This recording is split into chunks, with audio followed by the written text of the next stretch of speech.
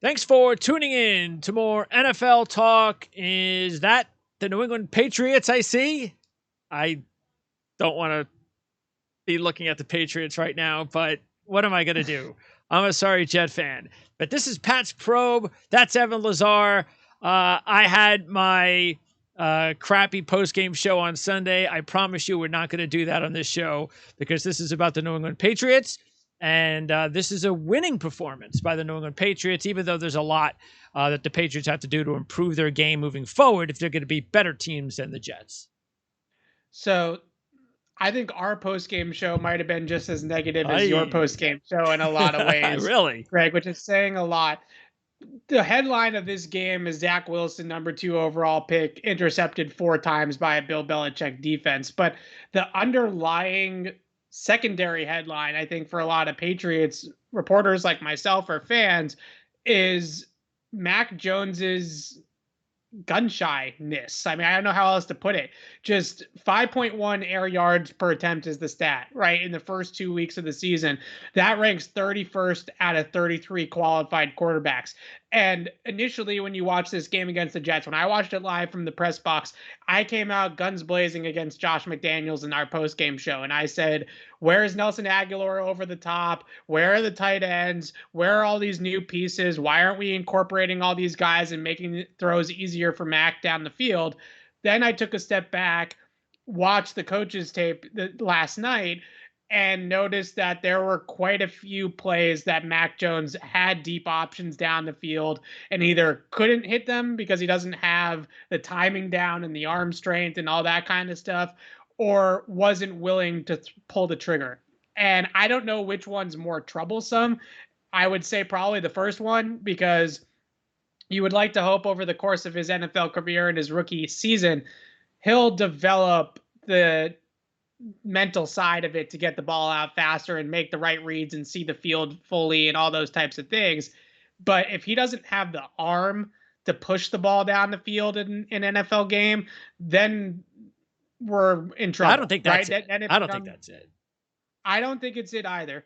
Now, the initial throw that stood out to everybody was the double pass, right? They throw the ball to James White. He throws it back to Mac Jones. And Mac Jones had Nelson Aguilar behind the defense all by himself for a touchdown and decided to take the shorter throw to Jonnu Smith on the 19-yard completion. 19-yard completion is still a solid pass play, right? But when you have a 35-yard touchdown on the field, you'd like to see the quarterback throw the TD. But the one that Josh McDaniels pointed out in his media availability today was actually, I believe, earlier in the game. It was a double post concept, and the deep safety from the Jets jumped the inside post, leaving the outside post open for a touchdown. And Mac didn't get it out quick enough and then threw behind Kendrick Bourne, and the ball was almost intercepted. And you look at that individual play and you say, that's one that an NFL starting quarterback needs to have, or at least put it in a better spot and make it a more competitive down. So you have those 2 throws that he left out there. There was a coverage bust later on in the game, right before halftime. There's an intentional grounding call on Mac Jones that Hunter Henry got behind the Jets defense. They messed up an assignment on a condensed split with a stack alignment between Jacoby Myers and Hunter Henry. They didn't communicate it properly. They didn't get out of it properly. And Hunter Henry was wide open on a coverage bust behind the D. And Mac, whether it was the pressure in his face, whether it was he didn't hold on it long enough, and I don't know. But he came off of it and missed the bust and missed Hunter Henry wide open down the right sideline. Those are just a few examples, but the main takeaway is, on the one hand, you have Zach Wilson who's throwing the football down the field. I was just about to talk about that. Yes, and getting intercepted 4 times. So you don't want that either. You don't want that. No. But when the wide open receiver is there behind the defense, those are the ones that you want to see Mac Jones hit. Yep. And he just didn't want to throw it. Right. He was gun shy on a couple of occasions, and you hope that comes with development and time for Mac. And I think it will. That's why every rookie quarterback develops differently. And a lot of it has to do with who's coaching them, what kind of team they're playing for. It's like, there's no doubt in my mind, if you take Mac Jones and Zach Wilson and you switch them, I think you're getting the same results. Yeah. It's just Zach is going to a dysfunctional franchise that is trying. I think they have the right people in place now, but it's going to take Yeah. a while. Mac is going to a perfect situation that we talked about during the draft and everything. This is the perfect spot. He's the perfect quarterback. And yes, I can understand frustration of Patriot fans and wanting to see more, wanting to see a little bit more gunslinger. But you win the football game, and I'm sure Bill Belichick's happy. I'm sure that's exactly, sure. I'm sure Bill wants to see him at some point hit those open shots and things of that nature. But we also know that when you come out of the game with 0 interceptions, 0 turnovers, and the other guy has 4, and that's really the football game. That's the Right. game, because Yeah. the Jets outgained the Patriots, which was really weird because the Patriots outgained the Dolphins and lost. And the Right. Patriots got outgained 336 to 260 and won. But that's why I was saying on my show, it's so difficult to judge the game because the 4 turnovers, what were that was the game. Yeah. And that's the pushback that I have gotten, because I've been trying to be objective about this with Mac, right? And that tape that he put out there against the Jets on Sunday was not good. No, It just wasn't good I agree. quarterback play. But that be aside, the pushback that I am getting is, well, the other guy was turning the ball over like crazy. So what's the point of risking the ball down the field in a game like that? And 110% correct. There was no reason for Mac Jones to take the risks against the Jets because they were going to beat them without the risks because of the way Zach Wilson was playing. But at the same time, the Patriots have New Orleans this week on Sunday. They have Tampa a week from Sunday. You're not going to beat Tom Brady and the Buccaneers by checking the football down. You're not. And if you're going to push the ball and if you're going to be true contenders in the AFC, not just a wild card team that loses on wild card weekend, or a nice, I guess the records are all messed up now, a nice 10-7 campaign. Yeah. They don't make the playoffs, but Mac looks good and they have a good future and a bright future. If you want to be real players in the AFC, the 5 or 6 throws that Mac Jones should have made that he didn't on Sunday, he needs to start hitting. Just hit 1 or 2 of them. It doesn't have to be all 6, right? But if he hits the double pass touchdown to Nelson Aguilar, or he sees the coverage bust on the Hunter Henry play on the intentional grounding, and those end up, the Aguilar drive ended up in a touchdown anyways. But if those plays go for touchdowns in the box score for Mac Jones, and a 35-yard touchdown and a 30-yard touchdown, you add those yards onto his box score total as well, we're talking about a much better product. And ultimately, it's not about box scores. It's not about stats. I get all that too. But the one thing that you consistently see with this Patriots offense over the last 2 seasons is a lack of explosive plays in the passing game. And as a result, I call it the landmine offense, right? Because they're out there in a landmine field just trying to dodge landmines because they're driving the ball 12 play drives, 15 play drives. And when you're trying to put all these plays together in sequential order and march down the field 8 yards at a time, first down, first down, first down, eventually you run into a landmine, right? So you get a penalty, you get a turnover, you get a drop on 3rd down, you get a sack on 3rd down. And we saw this against the Jets. It didn't end up costing them, but the Jets put a ton of pressure on Mac on 3rd downs. And you see this consistently throughout the league, that it's not just the analytics guys that say it. Even the old coaching guys will say it, but the analytics guys tell you if you get 1 explosive play, 1 play of 20 plus yards on a drive, you're almost guaranteed to come away with 3 points. If you get 2 explosive plays on 1 drive, you're in the end zone, right? So that's the difference right now at this Patriots offense, is it still feels like they're dinking and dunking their way down the field. And unless you have exceptional execution for 12 plays and you don't shoot yourselves in the foot and you don't make any mistakes, it's really hard to put up touchdowns with that kind of offense. And they need to be able to create those explosive plays. And I went back to my hotel room after this Jets game on Sunday, and I watched that Sunday night football game between Baltimore and Kansas City. And I sat there and I said to my girlfriend, I said, these 2 teams are playing different. This is different, a different game. right? This is a different game than the one that we just watched between the Patriots and the Jets. These two teams are creating in the pass game and the run game for Baltimore explosive play after explosive play, and they're lighting up the scoreboard.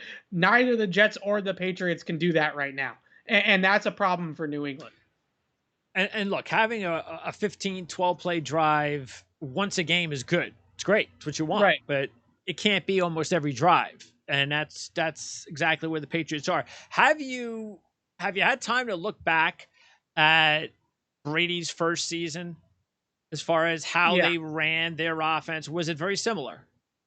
It was similar. I would say they're letting Mac throw the ball more in terms of volume than they let Brady throw. Now it's a different era, right? True. It's a different time in the NFL. So it's just a different approach slightly in terms of pure volume. Brady was only throwing the ball 25 times a game. I don't know the exact number, but that just off the top of my head, that's what it feels like from 2001.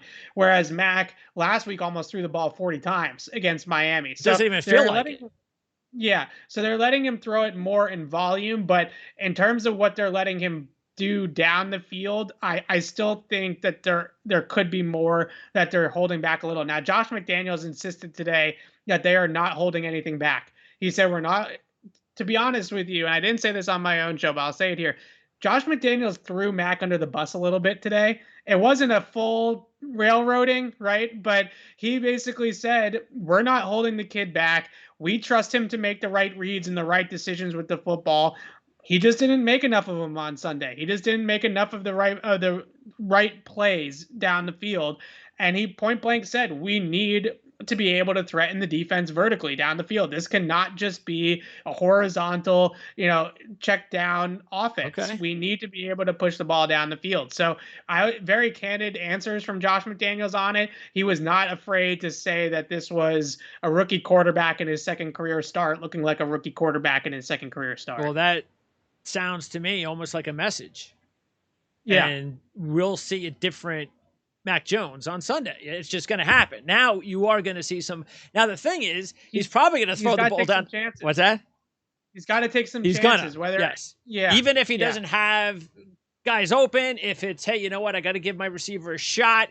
He has to do it now. Now he's got it. Now it's like I can't come out of this game on Sunday without doing it again. So he has to start making those decisions more often, and I'm sure he will.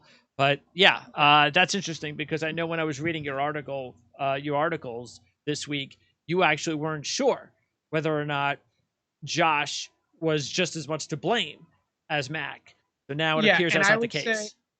I would say I wasn't watching it live and then watching on the broadcast copy. I wasn't sure. And there were instances that stood out to me from the press box watching it live where the Jets really covered the downfield shots, especially early on in that game, pretty well. And I thought Mac did the right thing by checking the ball down in those situations. But there were some plays as the game wore on that he left on the field. And those are the ones that you would like to see him hit. Even I mentioned there's about 5 or 6 of them. If he hits 2, it's just a better day, right? And ultimately, I think when it comes down to with Josh McDaniels, I wouldn't say that between the 20s play calling and scheming was all that bad against the Jets. The red zone stuff has been the 2 for 7 in the red zone for the first 2 weeks of the season is as much on McDaniels as it is on anybody else because they have Hunter Henry and Johnny Smith were red zone nightmares in their pass stops, and they're not throwing the ball to those 2 tight ends enough or incorporating those 2 tight ends enough in the red area, whether it's detaching them from the formation and throwing them a high point fade, back shoulder, slant, or even running them up the seam in the red zone. Just something to those 2 tight ends needs to become a thing. They need to get those 2 tight ends going in the red zone for sure. And do you think it's possible that they're holding back a few things for Tampa Bay? So I do not think that they're holding back the system in general. I think there's one thing in particular. I actually just tweeted out the stat before we hit record that for Mac in the Mac iteration of this Patriots offense that they haven't called pretty much at all, that I believe that they're holding back, and that's the RPOs. And people, when you say Yeah. RPOs, you think of mobile quarterbacks, right? You think of Cam running an RPO, you think of Justin Fields running an RPO, but Alabama ran RPOs that were Mac had the option to hand it off to Najee Harris or throw the football. Right. These are not the Chiefs run the same RPOs with Patrick Mahomes. There's no run element for the quarterback. It's just a glorified play action pass, right? Where the receivers, instead of blocking like they do in the run Yes. game, the receivers are running routes down the field that are actual routes that they can throw to. So Mac last year at Alabama, granted it was with Devontae Smith and Jalen Waddle. I know. But last year at Alabama tore the entire FBS apart on RPOs, averaging over 10 yards per attempt off RPO passes. And I think he had something like 3 or 4 incompletions on RPOs the entire All right. season last year at Alabama. I mean, just absolutely lighting the world on fire. The Patriots have only ran 2 of them so far in the first 2 weeks of the season. We saw RPOs in the preseason with Mac Jones, so I think that they're coming, and that's when these 2 tight ends I think are going to be really unlocked completely, because you have the read on the play that should hold the linebackers. Now you get Johnny or Hunter Henry up the seam on the Sure. route on the RPO, and that should be where you're able to hit those behind those linebackers. Similarly, a lot of RPOs you throw outside to that slant or that snag route on the outside. I think Hunter Henry and Johnny Smith can both run that type of route tree as well. So that RPO package is coming. I don't know when, but it's coming, and we know it exists because we saw it all summer. So it's coming, but they're holding that piece of it back right now, Okay. I think. Now, one of the things that you mentioned that the Jets were able to do and that was to exploit uh, the absence of Kyle Van Noy and attack the edges in the run game. And they were, Yeah. and that was the thing. Remember, we talked last week about how the Jets were unable to get any sort of movement on the offensive line against Carolina's defensive line, and how was that gonna? Because that was going to be the game. And that's why it was so hard to handicap the game as the game was going on, because the Jets were doing everything they wanted to do, it appeared, in the run game. But Zach Wilson just kept throwing the game away.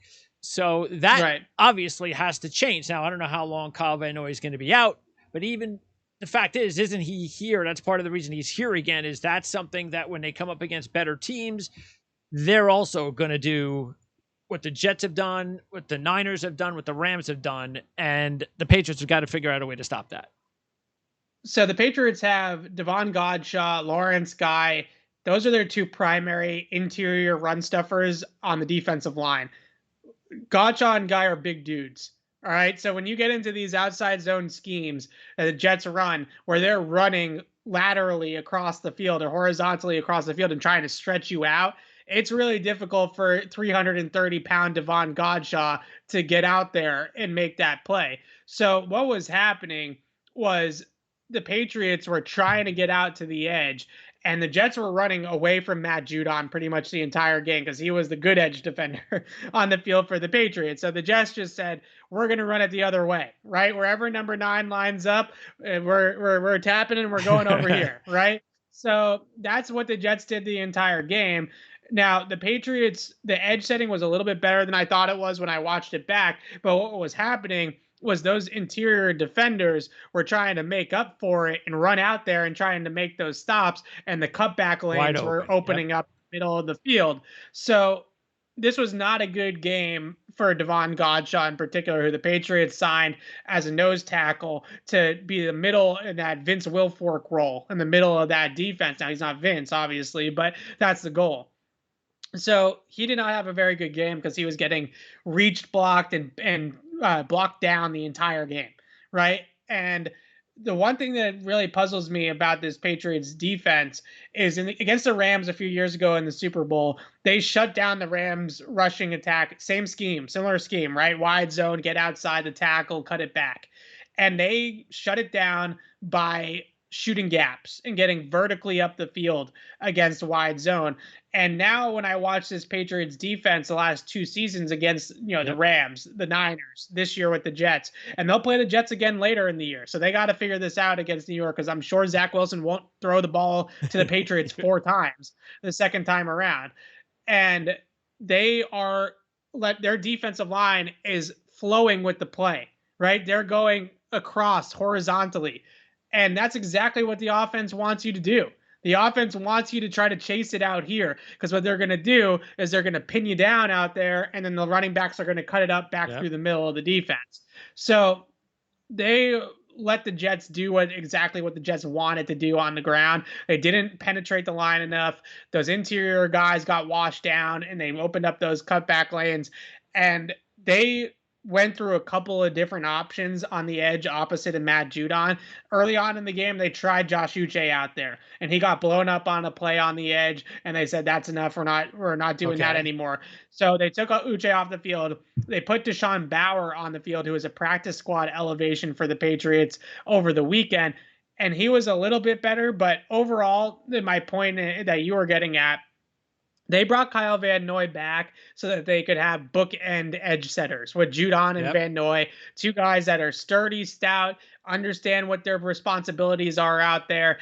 And when Van Noy went out, they tried Uche, they tried Winovich, they tried Bauer, they tried Duggar at times out there just as a dime backer. And none of those things really worked particularly well. So without Van Noy, they still have one edge spot that can be, and that's not going to be fixed, you believe, with the roster they have right now, unless Uche makes strides as a run defender. Because we've seen this movie before with Chase Winovich. He just can't do it. I haven't even noticed him the first couple of weeks. Yeah, and I like Chase Winovich as a player, but he's just not an edge setter. It's just not his, he wants to get up the field and make plays behind the line of scrimmage, and that's just not his cup of tea. So unless Uche develops into that role, Uche, his best role right now for the Patriots, because he's a really, really good pass rusher, Josh Uche, really good passing games player. So his best role is in those packages, right? Second and long, third down, get him on the field when the ball is going to be in the air. The run, not so much. And this is the same problem that they ran into with Winovich, is that Uche and Winovich are really, really good pass rushers, but they don't play their system well in run defense. So to the point where Deshaun Bauer, who I just mentioned was on the practice squad all season, gets called up to play in the game and has to go out there and try to set the edge because Winovich and Uche can't do it. So that's a problem, and it's less of a problem when Kyle Van Noy's in the lineup, and it doesn't sound like it's going to be a serious injury, but they are relying on Judon and Van Noy as those early down run defenders on the edge. Where would Henry Anderson, what's his role? Because he hasn't played much. He hasn't played much, and the Patriots have had a history of signing defensive linemen that feel like great fits on paper, and then they come in and it just doesn't click for some reason. The most recent example is Michael Bennett, who they ended up trading halfway through the season to Dallas because it just wasn't working here. What they were asking him to do from a technique standpoint was not lining up with his skill set, and they moved on from him quickly. Another example, a guy that's not as big of a name as Michael Bennett, is Mike Pennell, who's had a really nice career since then. He was a Jet at one point, I think, as well, defensive tackle. And actually started with the Jets, I believe. Went to Kansas City later on in that year after the Patriots let him go, and had a great run with them in the Super Bowl. So another player that felt like a great system fit. Henry Anderson feels like a great system fit, but for whatever reason, and I think only the coaches can fully answer that question, for whatever reason, he's not clicking right now at the Patriots, and they're going with other options instead. What about the rookie Barmore? He's getting more playing time, but haven't really noticed him too much. The flashes are there. 3 hurries against the Jets. He's able to get some interior push and pressure as a pass rusher. He had a nice run stop against the Jets, but he also got pushed around. So right now it's 2 good plays, 1 bad play. So pretty much typical rookie stuff from Christian Barmore. But he's as a pass rusher, he's really effective. But again, another player, I keep saying this, but another player with the Patriots defense that's one-dimensional, really good in the pass rush, but not as good as a run defender. Uche, Winnow, you can put Barmore in that category right now. I think those are 3 guys that feel one-dimensional. Was Barmore, because you're naming other players that, and we talked about this, that were almost like, look, he's too good of a player at this spot, we got to take him. Is that because I remember when Barmore went to the Patriots, I was like, wow, the Patriots are going to get Barmore at this spot. So do you think that was another situation where they went, well, maybe he's not the perfect fit, but he's too good a player to pass up? Yeah, I think that's exactly what it was, because when they drafted him, I was weary of the pick at the time because they are a two gapping 3-4 odd front. So Christian Barmore's role in their base defense is as a 34 defensive end, right? A 3-4 defensive end. And his job is to punch, separate, read out the running back, and then shed the blocker and make the tackle.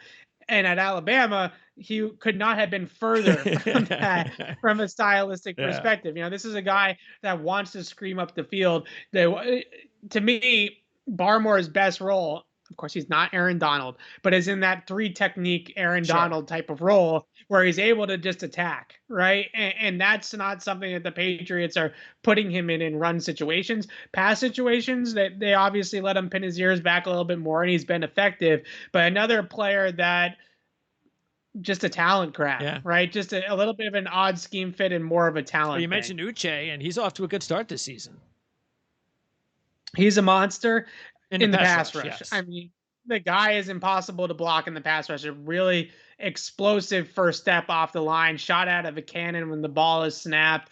He's got ability to kick inside. He rushed on the right guard for 2 sacks on that final drive of the game. Obvious passing situation, so obviously he knows he can pin his ears back and get after Zach Wilson, but you saw the flash of explosiveness, right? And the way that he's just extremely slippery in his ability to get by people in the pass rush is extremely effective. So he's a monster in that respect. He plays fast. He flies around the field. He's got great aggressiveness and play speed. They just have to get him heavy-handed, stouter on the edge of the defense for him to play all the downs. But he's going to be a really good player for the Patriots. And in a lot of ways, not that Duggar has been bad, but I would say Uche from the beginning of training camp has looked like the breakout second year player. We haven't fully seen it in the first 2 weeks, but I think that if anybody's going to truly break into a every down player for the Patriots out of that draft class on defense, it's probably going to be Josh Okay. Uche. Now the right tackle position. Felt that this was going to be a little bit of an issue with Trent Brown going down, and it was a big issue. And again, if you throw out the turnovers, who knows how big of an issue this could have become if the Patriots were in catch-up mode. Because early enough in the game, when the game was still in reach, there were some issues out there. The Jets were able to exploit the edges. That has to stop. They definitely have to get things healthy again. What's the answer? So there's 2 elements of this. Obviously, Trent Brown is hurt, right? So the likelihood is that Trent Brown's going to be good to go, if not for New Orleans, but against Tampa Bay. Adam Schefter called it a week-to-week injury. He's already sat out 1 week. It's a mild calf strain. It's not anything serious. So he should be back, which will hopefully solve all the problems, right? Yeah. He's kind of the guy that you hope that you can just drop in there and everything will be fixed. But what the Patriots are having a ton of problems with on the offensive line is schemed pressure, whether it's blitzes or stunts, movement by the defense, not the one-on-one reps, right? The clean one-on-one, we're going to rush 4 against your 5. They've done a pretty decent job of protecting Mac Jones in those situations. Okay. But when they get into these third down, and this is what happened against the Jets, on first and second down, the Patriots protected Mac well against the Jets. On third down, the Jets brought some different blitz packages. They brought some stunt stuff, and the Patriots couldn't block it. So when you look at that, I don't think it's necessarily that they don't have the players, but the continuity and the chemistry on the line, because Mike Onwenu's new at left guard. He obviously played last year with the Patriots, but he was a right tackle. So he moves over to the left side. Isaiah Wynn, Mike Onwenu, and David Andrews are now figuring out how to handle the left side, right? Joe Thuney's gone. Mike Onwenu's in. A completely different left side to a degree.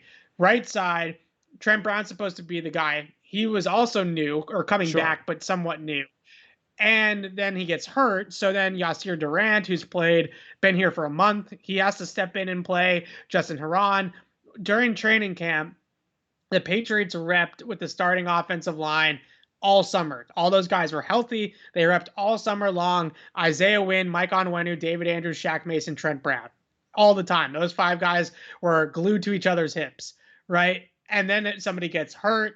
You get into real live action, and all of a sudden things start to look more murky. So The good news is that Trent Brown should be coming back. The other good news is that I think a lot of it is mental, not physical, right? Getting those stunts and those blitzes blocked is not a physical problem. It's not like they're getting blown up and, True. and bowled over and things Yeah. like that. They're not picking up rushers. So hopefully that will fix itself as well. But the one overarching theme that you think about is right before the season, the Patriots had two offensive line coaches. They had co-offensive line coaches with Carm Brasillo and Cole Popovich, who were replacing Dante Scarnecchia, the legend, right? So last year, both those guys split duties, and the offensive line was pretty good. It was definitely really good as a run blocking offensive line, that's for sure. Right before the season, Cole Popovich opts out of the season because he doesn't want to get vaccinated for COVID-19. So right now, it went from two offensive line coaches to now it's just Carmen Brasillo's room. Right. Now, Billy Yates, who used to play in the league, is helping Carmen Brasillo out as an assistant, but the Scarnecchia thing, the Cole Popovich opting out right before, literally 2 days before training camp, is that Yeah. how much of a factor It is can't be all of good. that? You know, Yeah. right?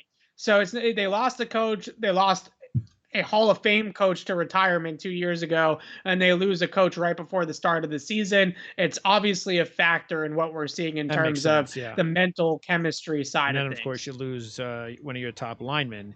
That's not a good mix. Okay, so Right. I did want to talk about Falk as well, because it's amazing that he's now the franchise leader in consecutive field goals made with 32. It's just that just snuck up on me. I know he was having a really good season last year, but that's why it's also kind of funny that heading into week one he wasn't even active, which we kind of figured he was going to be. But this is it's amazing how you can get a hold of these kickers. Gould's another one, and there's a few other guys that when they get to like the 32, 33, 34, just when you think maybe their career's over, they actually find something and they're just in a Yeah. zone for the next 3, 4, 5 years where they're the best kicker in football. Yeah. 32 straight field goals. He missed an extra point against the Jets, but we can take that one Yeah. out. 32 straight field goals is actually a franchise record for the Patriots for Nick Folk. Adam Vinatieri, Steven Gostkowski, two pretty Yeah. darn good kickers that have been here. And Nick Folk is the one that has the Yeah. franchise record for consecutive makes. He's been nails. I don't think there was ever really a competition at kicker with Quinn Nordine. I think him staying on the 53-man roster was a signal that they liked Nordine enough to keep him around and in the mix. But I don't think there was ever a question of who was going to be the starting kicker for the Patriots in week one. I think everybody in the building, and we spoke to Nick Folk after the game, and he alluded to the fact that he never really thought that he wasn't going to be the kicker for the Patriots. So he's been terrific since he's turned up here, and they've needed him to be because Steven Gostkowski injures his hip.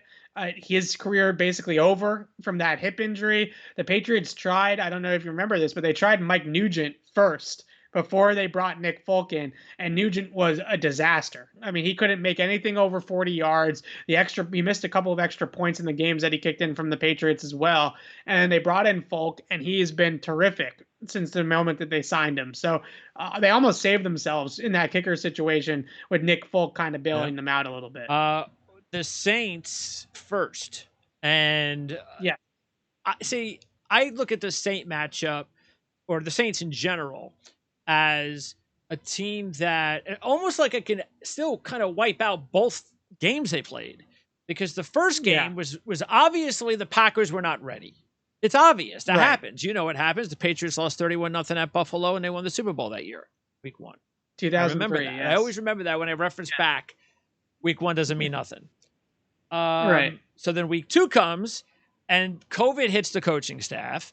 Now, Davenport being out is huge, but it's still, you had to feel that going into the game, the way the Saints week had been, that because they were one of my top picks earlier in the week. And as we got closer to the end of the week, I was like, I'm not so sure about this now. And sure enough, they played like they just were flat.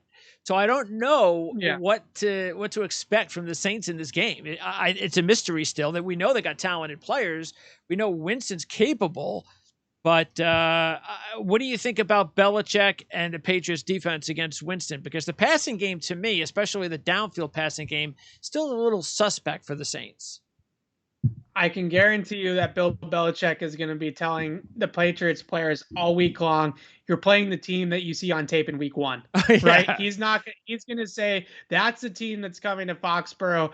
Don't read into the week 2 stuff. Their coaching staff was all out with COVID. It was a weird week for them. Yeah. He's going to sell all of that to them and say the week 1 opponent that, beat the doors off of the Packers is a team that's coming here next week. Right. And that's the mindset they should take. Now, the passing game, no Michael Thomas in that passing game.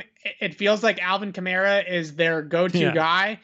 And Bill Belichick, he will make you play left-handed. If you're Jameis Winston, he's going to do everything. He's going to have the kitchen sink ready for Alvin Kamara, whether it's doubling Alvin Kamara in the passing game, putting J.C. Jackson on Alvin Kamara when he's flexed out, whatever the case may be, Alvin Kamara is going to get all the attention in the world. And Belichick is going to force Jameis Winston not only to beat him throwing to the other guys, and Michael Thomas isn't there, so he's got to throw to guys that are lesser talented than Michael Thomas. You throw to everybody else, and also most likely throw to your second and third read, right? Because that's what happened with Zach Wilson to a degree. Was Bill schemed it up to take away his first read, and Wilson either ignored it and threw it anyway, or he tried to get off the first read and was late to the second. So he's going to make Winston do all those types of things, and they're going to make the Saints beat them throwing to their second, their third, their fourth, their fifth options in the progressions.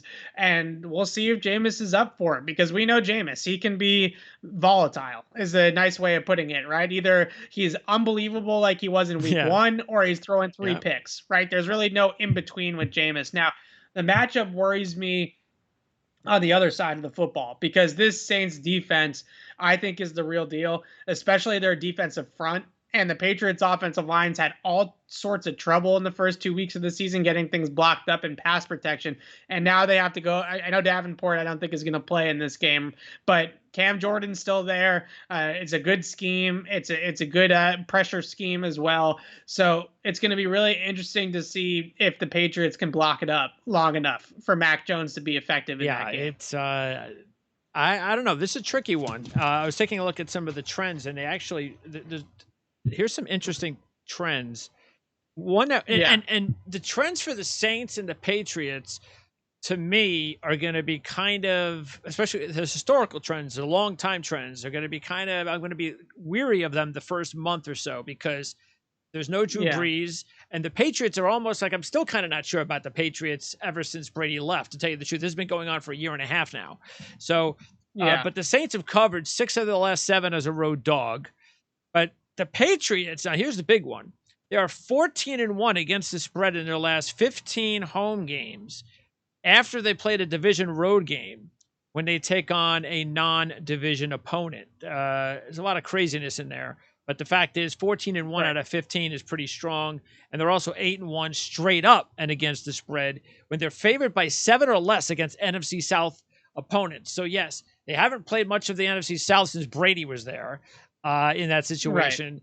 So like I said, there are some conflicting trends back and forth, but in general, I think the major thing for the Patriots is I think there's a little bit more of an understanding of what we have with them so far.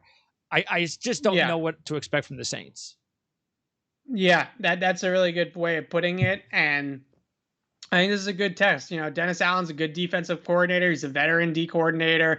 Him and Josh McDaniels have had some bouts in the past, right? They've gone back and forth a few times already. So they're going to know each other relatively well for out-of-conference opponents. It's not obviously super familiar, but the Patriots played them in 17, and they beat them pretty good in 17 with Brady. And 13, that was the Brady 2-minute drill drive at the end of the game. Kembrell Tompkins in the corner of the end zone. And that was Brady's throwing to Kembrell Tompkins, Austin Collie, and he's driving the Patriots down the field on the Saints defense, and everybody's in awe. So the 13 game is I don't know if the Patriots can replicate that drive that Brady gave them, right? I mean, that's Sure. something different. The 17 game, they beat them pretty good. Alvin Kamara still had a big game. Yeah, that was his rookie season. But in terms of, I think it was something, it was like 31-17 or something like that. The Patriots won that game pretty easily. So we'll see what happens. I have a lot of respect for Sean Payton and Dennis Absolutely. Allen. I think both those guys are great coaches. Sean Payton's one of the best offensive play callers in the league, and it just seems like it can be Breeze, it can be Taysom, it can be Teddy Bridgewater, it can be Jameis, and Sean Payton is still somehow putting it together Yep. that they're scoring enough points to be competitive. Especially when So they lose. really impressive. You Right. don't really want to face a Sean Payton. It's like when the Packers lost. Yeah. You didn't really want to Right. face Aaron Rodgers after a loss like that, and you saw what Yeah. happened. So yeah, I agree because we already saw it week 1. It's not like Peyton, and we saw it last year, like you said. They were still winning and doing all the things that the Saints Yeah. did with Breeze, even when Breeze wasn't playing. They were still winning more than they were losing by a wide margin. So yeah, Sure. I expect Yeah. that they're going to be a solid football team, and we'll find out if Trent Brown plays or not. That's going to be a huge factor. I don't think there's any question about that. And Yeah. also, possible look ahead. Possible. It doesn't happen as much in the NFL, Yeah. but this is a look ahead of look aheads. So we'll see if that actually comes into play. All I'll say about the look ahead for our purposes is I am so fascinated to see what Bill Belichick's defensive game plan is against Tom Brady, because this is a game plan 20 years in the Right. making, right? Nobody knows Brady better than Bill Belichick. Nobody knows what bothers him better. Nobody knows where his favorite spots to throw the ball That's are, right. his favorite routes to throw. Nobody knows him better. So it's just, this is like playing in both directions, right? It's like Brady's practiced against Belichick's defense for Yeah. 20 years. Belichick's practiced against Brady for 20 years. They're basically have houses in each other's Yeah. heads, right? And it's just going to be so fascinating to see what game plan, because Belichick's going to have to play the game differently against Brady, because if he comes out and he plays his typical man coverage brand of defense, then Brady's going to be ready for it and he's going to pick it apart. So what they're going to do, whether it's just going zone, whether it's going zero blitz, whatever it is, I don't know, but they're going to have something up their sleeve that's totally out of left field that Tom Brady is not expecting at all to win that game. So I just can't wait to see the chess match and what exactly Belichick has up his sleeve And for it's Brady. look, it's a big game for both teams this week because whoever loses goes to 1-2, and the Patriots do not want to go to 1-2 before they play Tampa Bay, with or without all the drama, because that's possible 1-3, and that's a hole you're just not going to get out of more than likely. Yeah, not unless you have Tom Brady. And so that's just not the case. All right. Anyway, great job as always, Evan. The Jets fan says happily that's just not the case. Even again, that's the one thing I tried to take away from the game that I said on the Jets postgame show is that I said, look, everything else was better. It's just Zach threw the game away. I mean, there's nothing you can do about it. But it's a long season, and when you have a rookie quarterback, you're going to have those games. Mac is going to have one of those games too. How bad is it? Probably not as bad as Zach's, but he'll have a bad game or two. I mean, this wasn't a good game by Mac, and they won anyways because of what happened on the other side of the football. But Mac did not play well in this game against the Jets. His not playing well is at least not turning the football over, and that's the difference. And that's why he's a really good fit with the organization. Yeah. All right. So Patriots Press Pass. What's up next? What are you going to be talking about there? So my podcast is up already. For those that can't get enough of me and want to go listen to another hour of Patriots talk with Alex. Right, with Alex Barth. It's up there on Patriots Press Pass. There we go. And then also Mac Jones film review. That will probably be up by the time people listen to this as well. Film room going inside, dissecting all the plays and things like that. And then we'll have you covered all week down in Foxborough. Wednesday, Thursday, in-person availability will be down there. And then obviously Sunday for the game. And we'll talk to you next week. Brady week. Oh, I can't wait. Some show, some week. All right, Evan. Great job as always. We'll talk to you next time.